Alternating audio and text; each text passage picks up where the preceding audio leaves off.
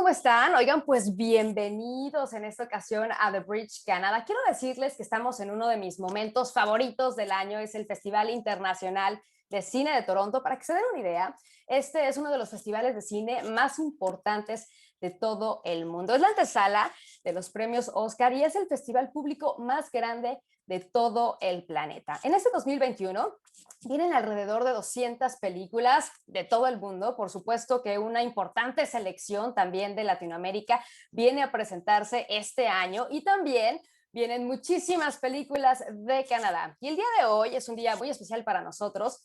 Está aquí en The Bridge Canada Steve Gravestock. Él es uno de los programadores internacionales del TIFF, es decir, es una de las personas que se encargan precisamente de hacer esa selección de qué películas se van a mostrar este año. Steve, how are you? Welcome to The Bridge Canada.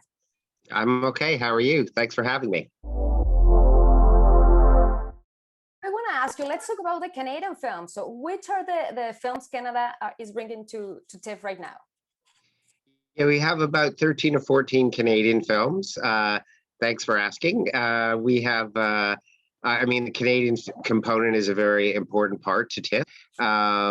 Drunken Birds by Evan Grovich is a really, really strong film. And it's a story about migrant workers and the conditions they have to face.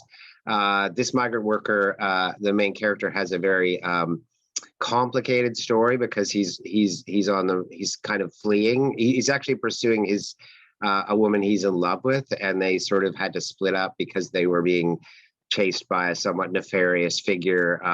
It is, and it's really about how what happens is he assumes she's in the Quebec area, and it's about how he tries to find her.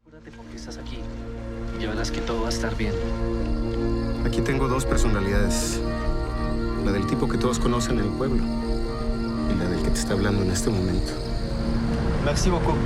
And it's also very related to Latin America, right? Because the character, to my understanding, he's Mexican and he is fleeing to Canada. So absolutely a must-see about the Canadian films at TIFF this year. What other topics, Steve, Canada is bringing to TIFF this year? But a lot of great debuts, too, I have to say. Scarborough, which is an adaptation of the Catherine Hernandez novel, which is a real in-depth portrait of Scarborough and about very different families under financial straits. They're all meet at a community center, a daycare center, a very powerful, you wouldn't believe it's a first feature. It's extremely ambitious and quite matured. We've got a film called Quickening by Haya Wasim about a young woman whose family immigrated from Pakistan, and there's sort of this deals with the social pressures they face and the social pressures on her, and how she sort of deals with those. Really strong performance in the lead role. Quite a beautiful film, very stylish.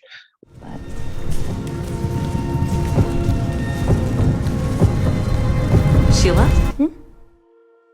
Steve, so you know how diverse is our Canadian society. Would you say TIFF selection for Canadian films is also representing that diversity? I certainly hope so.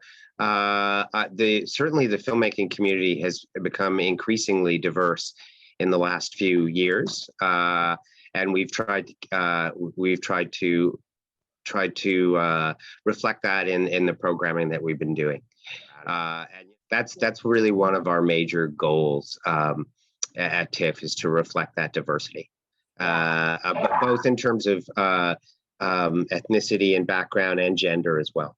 And I was about to tell you or to ask you about those Indigenous films that are coming to TIFF this year. Well, Night Raiders is by Danis Goulet. It premiered at Berlin and to rave reviews. It is a thriller, a kind of a dystopian portrait of a dystopian a country that's dystopic. It is. There are lots of echoes of what's going on right now in Canada. There are references to the 60s scoop and the residential schools, because the main character, she's been separated from her daughter. They've been sort of hiding. I need to believe that my boy was the only free one left. Washigi Low Ended the Peace is a film by Heather Hatch, who's Haida Gwaii from BC. And it is a story about, again, sort of cuts to key issues, mostly about land rights that the Indigenous community faces, obviously about land rights. And it's about a dam that the BC government has been planning on building for many decades. It's sort of an echo of a dam that was built in the 1960s, which had horrible, devastating environmental impact. It's this invitation, right, to our audience in case they want to learn more about the Indigenous population here in Canada. Here's the selection at TIFF. It's definitely a must-see. I would definitely suggest them to go and watch these films and attend these events, because it's a way to get closer to what the Indigenous culture is going on at this specific moment. Steve, I want to close this interview. This is going to be tough, but please pick 3 films. Let's say I only have 3 tickets right now. So what would be your selection for us?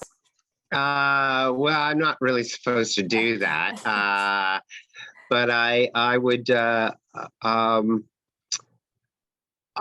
suggest that maybe you would want to, if you're into independent films, you might want to look at, say, Scarborough and Quickening and Learn to Swim, which are all first features. If you're into Indigenous issues, I would suggest Wildhood and Night Raiders and Washigi Low. If you're into, we do have some genre titles too. Kicking Blood, which is a really cool vampire movie that was shot up in Sudbury. And a literary adaptation called All My Puny Sorrows by the Miriam Tay, an adaptation of the Miriam Tays novel by a really veteran director named Mike McGowan. And if you were doing that kind of adaptation or genre thing, Maria Chapdelaine from Quebec is a really strong film by Sebastian Pilote, who won a prize here with his last film, The Fireflies Are Disappearing. So I didn't do 3, but I did 3 groups. Oh, that's awesome. That was better. Steve, thank you so much for joining us today. Well, thank you. This has been a lot of fun. Yeah, thank you so much. Bye-bye.